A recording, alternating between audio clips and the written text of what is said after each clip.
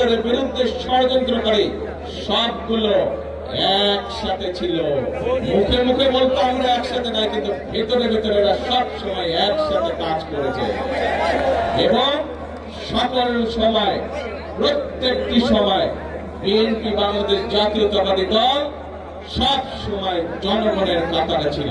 সেজন্যই বিএনপির সবচেয়ে বড় শক্তি জনগণের শক্তি। সেই জন্য বিএনপি সকল সময় বলে থাকে জনগণই আমাদের সকল ক্ষমতার উৎস।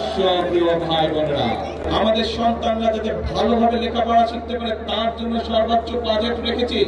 সেই বাজেটকে বলে তারা গণবিরোধী বাজেট। দেখেছেন না, নারীদেরকে স্বাবলম্বী করে গড়ে তোলার জন্য আমরা এই ফ্যামিলি কার্ডের কথা বলেছিলাম। বাংলাদেশে প্রায় 4 কোটির মতন পরিবার রয়েছে।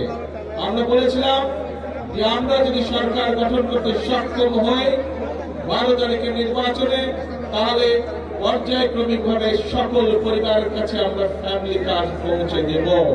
বিশেষ করে নারী প্রধানদের কাছে, পরিবারের যে নারী প্রধান তার কাছে।